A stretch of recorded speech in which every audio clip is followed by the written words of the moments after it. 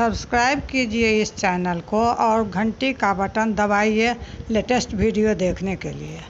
कहाँ माही तुलसी के नैहर, कहाँ माही सासुर हे, कहाँ माही तुलसी के नैहर, कहाँ माही सासुर हे, आहे कहाँ माही तुलसी जनमी गेला, केहि जरी रोपल हे, आहे कहाँ माही तुलसी जनमी गेला, केहि जरी रोपल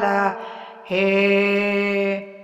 गंगा ही तुलसी के नैहर, जमुना ही सासुर हे, गंगा ही तुलसी के नैहर, जमुना ही सासुर हे, आहे कुरखेत तुलसी जनमी गेला, कृष्ण जरी रोपल हे, आहे कुरखेत तुलसी जनमी गेला, कृष्ण जरी रोपल हे। केहि जे पेन्हले पीताम्बर, केहि जे चुंदरी हे, आहे केहि कैला पूजा पाठ, सुहाग भाग मांगल हे, आहे केहि कैला पूजा पाठ, सुहाग भाग मांगल हे। राम जी जे पेन्हले पीताम्बर,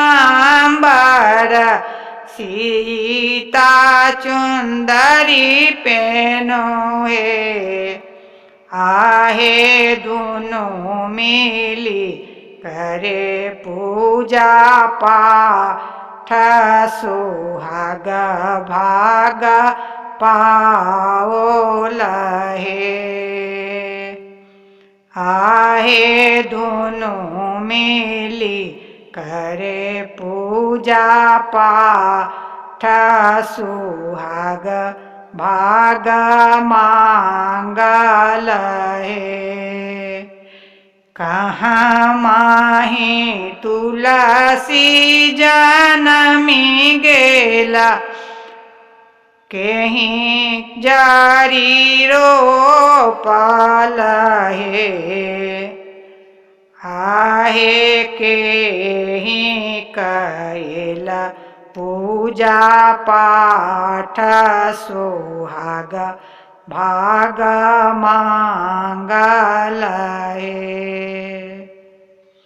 कुरखेत तुलसी जनमी गेला, कृष्ण जरी रोपल हे, आहे सीता करती पूजा पाठ, सुहाग भाग मांगल हे, आहे सीता करती पूजा पाठ, सुहाग भाग मांगली